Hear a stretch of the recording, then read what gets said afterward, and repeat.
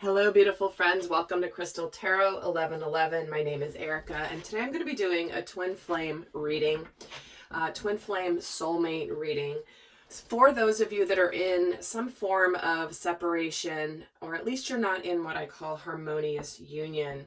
And we're going to be looking at what's going on in the dynamic. For those of you that feel like it's been on the way for a while, but it hasn't quite manifested yet.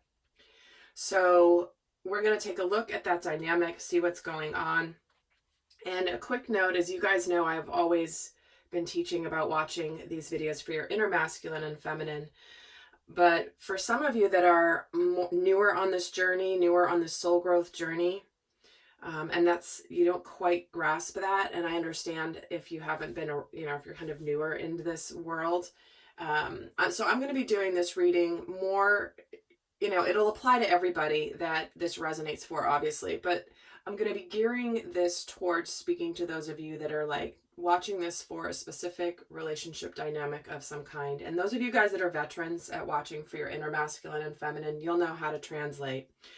But we're going to get started and just pull some cards, and I'm kind of excited to do this with this new groovy setup, guys. This is going to be fun today. So we'll see how these messages come out. And do check out the monthly Divine Masculine and Divine Feminine readings if you haven't done so yet. That will help you get more guidance and information. And there will be an extended where we're going to go more in depth into what's affecting both the masculine and the feminine in this scenario. So let's kind of see which scenario is going to come through today. What is it which segment of the collective wants to come through today for this message? So the recent past, we have the Queen of Wands. The current energy is the Fool. And the energy coming in is the Ten of Wands, followed by the Ace of Wands. Okay.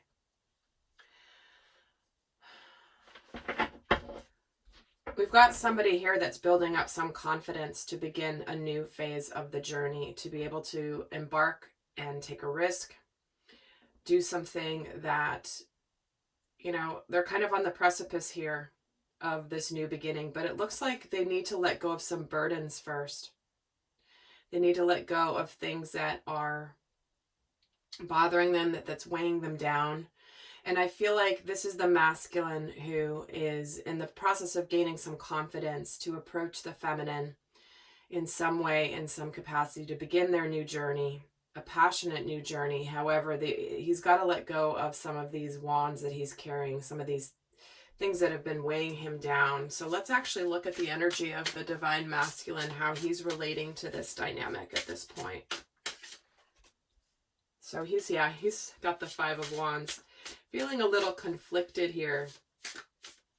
And I don't mean conflicted necessarily as like having a difficult time necessarily, but there's some sort of, I'm feeling like the competing goals here. Let's actually get another card on the divine masculine, how he's relating, and the Lovers, okay? He's got the love bug. Okay. So this is the masculine. And some of these burdens, by the way, this could be a situation where he's potentially could be letting go of a past relationship or a past situation where that is coming to an end so that he can have this new beginning with the divine feminine. Let me see where her energy is right now towards the dynamic and the Magician. She knows it's manifesting. She can feel it. She senses it. I'm moving these up because I actually realized the camera's a little higher today. So she knows that this is in the process of beginning. And this is why this is confusing, because she can feel it, but it hasn't quite manifested yet. In fact, let's get another card on her. And she's got the High Priestess. See, she's intuitive. She gets what's going on. And she realizes that she can't quite see it yet. But her third eye is quite open and very aware of what is on the horizon for her. So in this reading, we're going to look at what's affecting this. And I don't want to say blocking, because I don't believe there are blocks. I more like to think of them as energetic or spiritual priorities. So meaning like something's not manifesting yet because there's something else that has to happen first. So let's actually see what the masculine is currently doing for the relationship. What is he doing specific to coming to union with the divine feminine? Well, 2 of Cups, the 2 of Swords, and the 7 of Swords. So what the masculine is doing here is he's really, I think he knows that the divine feminine is his person, is the person he wants to give his heart to. However, he's also a little bit afraid to break out of the stalemate here, because he believes that he's fooling himself as the connection. This masculine is struggling a little bit with trusting in the connection, in the fact that he's not sure. I think he's hiding his feelings for sure. He very much may be acting a little bit cold and distant. But we've got 2 2s here, and we've got the Lover. So this particular masculine is very much at a choice point, making choices, making decisions. And it's like he's wanting to come forward with whatever's burdening him that he's possibly been hiding from the divine feminine. But there really is no hiding from the divine feminine. She kind of knows what's going on. Let me get a card on this 7 of Swords in particular as well. The King of Pentacles. So there's an element of this masculine that is questioning whether he has what it takes to be successful with this dynamic with the divine feminine, with this union. So what is the feminine doing specific to the dynamic? Well, she's got the 9 of Pentacles here. She's got it going on. She's also got the Hermit, which is also a 9. And then she's got the King of Cups. Interesting, because it's like again, the 9s are right before the 10, which is the ending of a big cycle, which also breaks down to a 1, which is a new beginning. So she knows she's on the brink of this new beginning. She's focusing right now on herself. She's very independent. She's gaining some level of traction and success in her life. And she too may be holding back some of her emotions here with this King of Cups, but it's almost like, I think what I'm hearing is she's understanding that the masculine is in the process of discovering his emotions for the divine feminine in a much deeper way. And in the meantime, she's good. She's taking care of herself. Because we have both this King of Pentacles and the King of Cups. And here she is saying, like, you're not fooling me, buddy. I know you have emotions for me. The Hermit gets the 3 of Cups. So it's like she's having fun in the meantime. She's not worried about what he's really doing over here. She might be curious, but it's like she's not focused on what this masculine is or is not doing. She's very much independent, enjoying her life. She's wanting to begin a phase of, no longer being solo, but she's okay. She's fine. She's great where she is. It's just longing for the next phase of the journey that can only really come in union, physical union with another person. So let's see what outside forces are affecting the divine masculine in this situation. What external forces or energies are affecting him right now. We have the Sun, we have the Empress, and the King of Wands. Wow.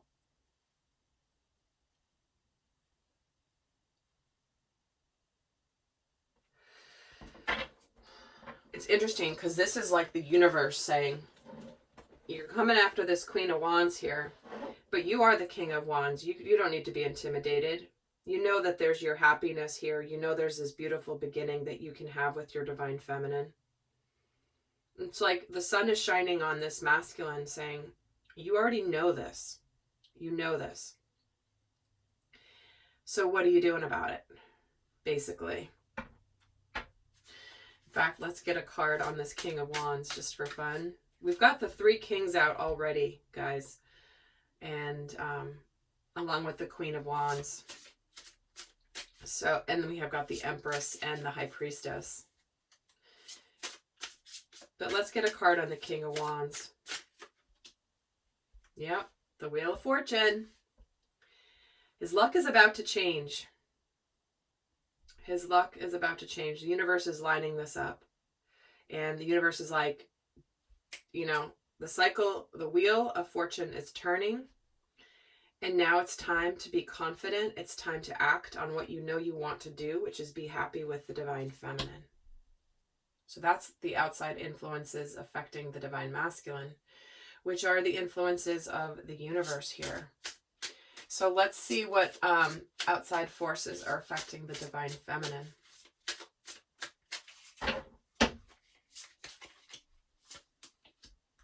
Page of Pentacles, the Tower, and the Nine of Wands. Sorry, Nine of Wands. There may be some information here that has come into this Divine Feminine's world that may have been something that came out of the blue. And I feel like it's interesting because with this Tower energy, she's ready for this big change, but she's also trying to persevere here before this new beginning, before this new tangible cycle. Why is the Page of Pentacles here?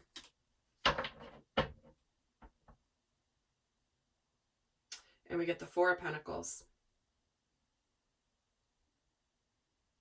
It's like she's wanting to let go of the past. Why is the Tower here? Yeah, the communication. Information. Lots of things happening quickly. And why is the Nine of Wands here? The Devil. So she's struggling a little bit with her doubts. Her fears, feeling like she's a little bit... I think that what's happening for this Divine Feminine is she's waiting for everything to come crumbling down. Like she's waiting to be proven wrong about her intuition. That's kind of what I'm feeling from her, where it's like she feels it, but she's in this place of having these moments of total doubt about her intuition. And that she's going to be stuck in this perpetual purgatory of, you know, always being on the brink, but never actually beginning it. In fact, let's take a look at the what energies are affecting the dynamic between the two of them. Ace of Pentacles and the Death card. And the Strength card. Having the courage to come forward and for this new beginning, that this tangible new beginning, this Ace of Pentacles, this offer, this new relationship. It's like it has the opportunity to be transformed, but it's going to require courage and strength. I feel like the masculine here may be in the process of ending something. So he's wanting this new beginning, but he has to end something first. That's just for some of you. And in the meantime, he's holding back from the Divine Feminine. Why is the Strength card here? The Knight of Swords. Why is the Death card here? Two of Wands. Why is the Ace of Pentacles here? Yeah, so he's the Six of Wands. So he's in a place where he's already made his decision of what action he wants to take, but he has to end something first before he can come in and communicate. So he's holding back on rapid communication here. So, in fact, let me see what these burdens are. The Page of Cups. See, there's an apology here. This person, the masculine whoever's going to be doing the communicating, there's an apology, whether it's the masculine or the feminine, right? And why is the Ace of Wands here? And we get the Six of Swords. So once this communication comes in that's heartfelt in this situation, things are going to look up. Things are going to get better. There could be some movement here.